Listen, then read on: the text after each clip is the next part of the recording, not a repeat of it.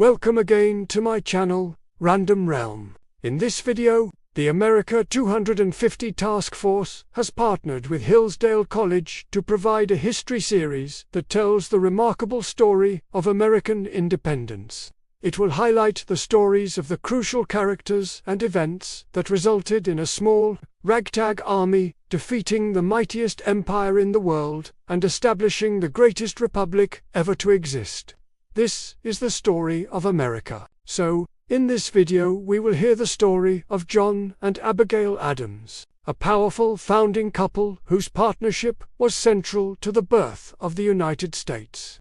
They are known as America's first political couple. They navigated the American Revolution and the early years through a deeply intellectual and emotional bond preserved in over 1,100 letters. John and Abigail were the first couple to live in the White House, or President's House, moving into the still unfinished building in 1800.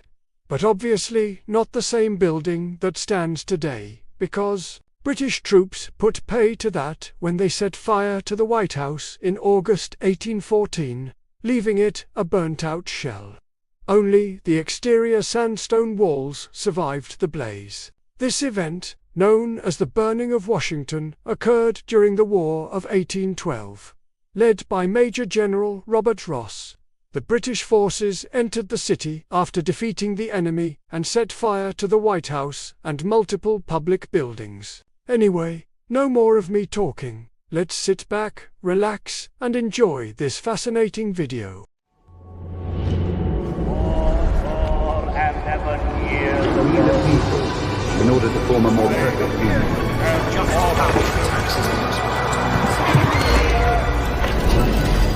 House divided, worthy and devotion to principle. To each other, our lives, our fortune, and our sacred honor.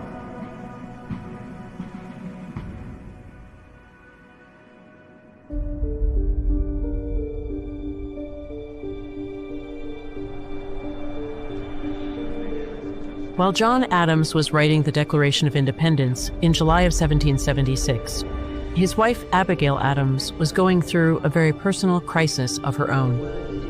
At the very moment of the birth of America as an independent nation, Abigail experienced the tragic stillbirth of her fifth child. Her grief was compounded by the loss of her mother just months before during an epidemic that swept across the colonies. This episode, in the life of John and Abigail Adams, reminds us that when the American founders pledged their lives, their fortunes, and their sacred honor, a large portion of the sacrifice was borne by the wives and families of the patriots. We are blessed as a nation to have the letters of John and Abigail Adams as a window into the sustaining relationship that women played in the founding of our country. Let us look more closely at what was going on the home front while John Adams was participating in the Continental Congress in Philadelphia, far from his home in Quincy, Massachusetts. Abigail and John had had 2 children 2 years apart. After being blessed with little Abigail and little John, they had a daughter who died at age 2 years old. But since they were together for this family tragedy, there are no letters relating to it. They went on to have 2 more boys, Charles and Thomas. In 1775, when Abigail's mother dies, John is far from the scene of the deaths of intimate family members, and he takes a somewhat detached and stoic approach to this personal tragedy. It is, for him, drowned in the general calamity. It is not uncommon, he writes from Philadelphia, for a train of calamities to come together. Fire, sword, pestilence, famine often keep company and visit the country in a flock. But Abigail, much more immersed in the nursing of the dying, turns not to philosophic consideration, but to the scriptures for consolation. It has pleased the great disposer of all events to add breach to breach. Rare are solitary woes, and they come in a train and tread each other's heel. She pours out her complaint using the language of the Psalms and the prophet Isaiah from the Hebrew Scriptures. How long, O Lord, shall the whole land say, I am sick? "O show us wherefore it is that thou art contending with us." She turns to the Gospels to receive comfort from the scene of Jesus weeping over the death of his friend Lazarus. He who deigned to weep over a departed friend will surely forgive a sorrow which at all times desires to be bounded and restrained by a firm belief that a being of infinite wisdom and unbounded goodness will carve out my portion in tender mercy towards me. "Yea, though he slay me, I will trust in him," says holy Job. Abigail explicitly says that the trial of her husband's absence had deepened her reliance on God. "Oh, how I have longed for your bosom, to pour forth my sorrows there and to find a healing balm. But perhaps that has been denied me, that I might be led to a higher and more permanent consolator, who has bid us call upon him in the day of trouble." John Adams responds in amazement at her strength. "I am charmed with that admirable fortitude and that divine spirit of resignation which appears in your letters." Just over a year later, Abigail writes to John with touching immediacy about what she is experiencing as she goes through her miscarriage. She writes that she must lay aside her pen because the labor pains are too intense, only to pick up her pen again when they have passed. But she says with great simplicity that she knows the labor pains are in vain. "I was last night taken with a shaking fit," she says, "and I am very apprehensive that a life was lost, and I have no reason today to think otherwise."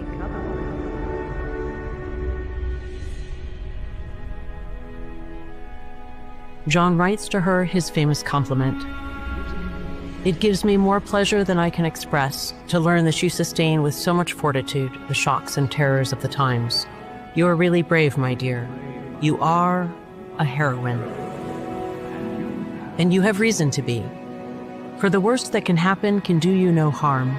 A soul as pure, as benevolent, as virtuous and pious as yours has nothing to fear, but everything to hope and expect from the last of human evils." Yet, even these most personal of tragedies did not pass without some philosophical reflection from them both.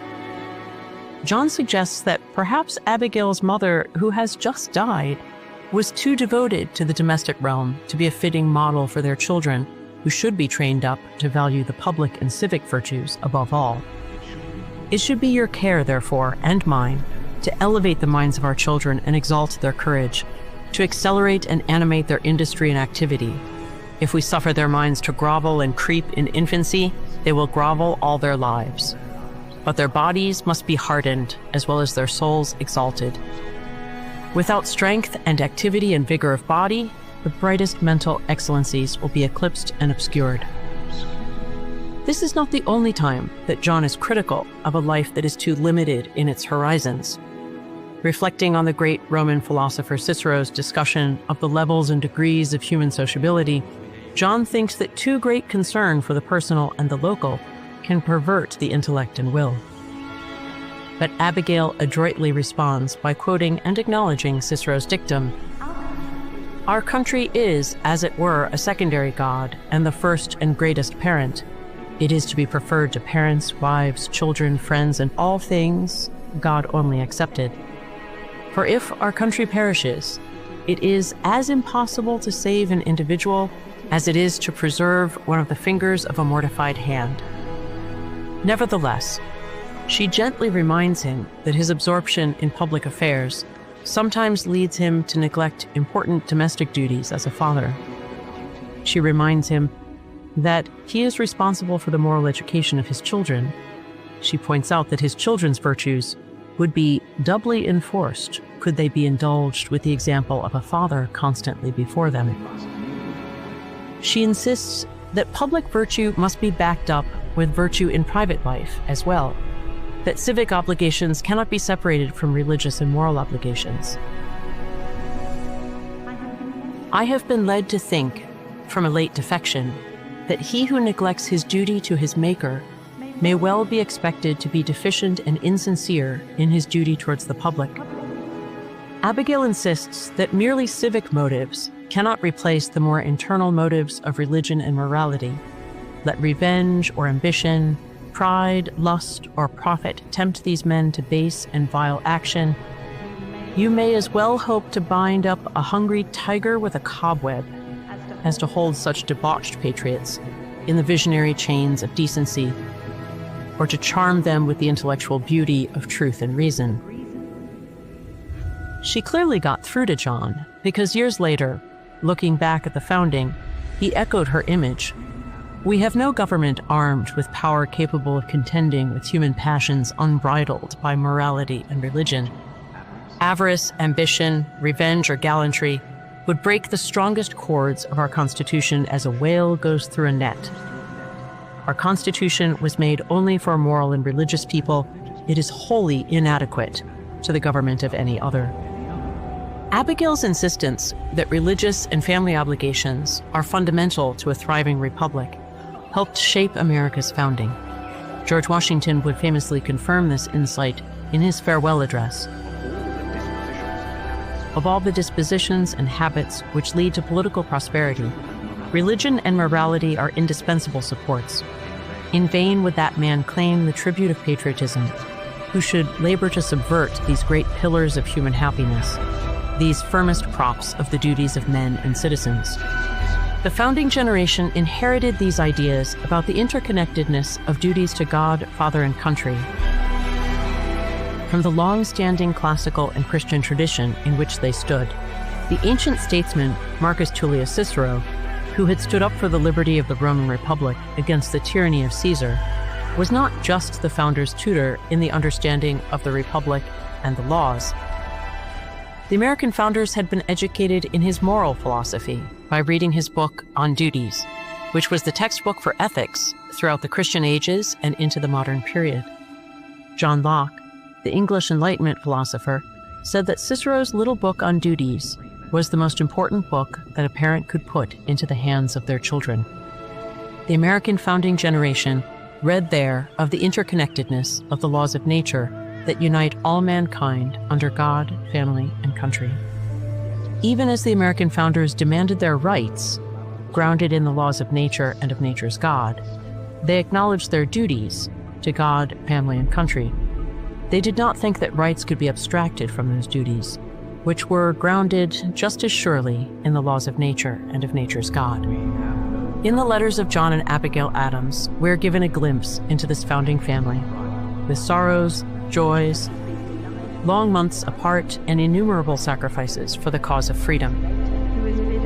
John and Abigail's letters remind us that the bonds of marriage and family gave our founders the strength to serve with honor and bravery. And like Abigail Adams, many of the ladies of the founding played an indispensable role in American independence. They ran the family farms and businesses, made warm clothes for freezing soldiers, prayed for a swift and definitive victory, counseled their husbands, and reminded the young republic of the importance of duty to God, family, and country. And we will forever remember the ladies whose quiet service and tireless toil helped give birth to this new land of liberty.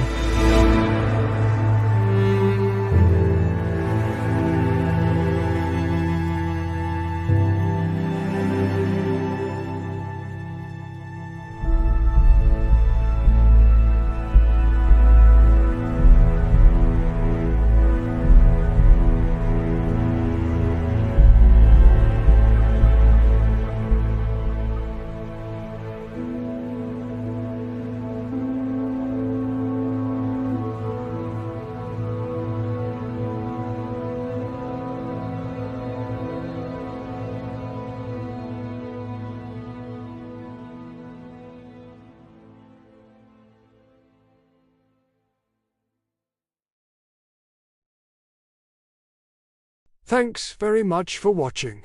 Please like and subscribe for more interesting videos just like this one.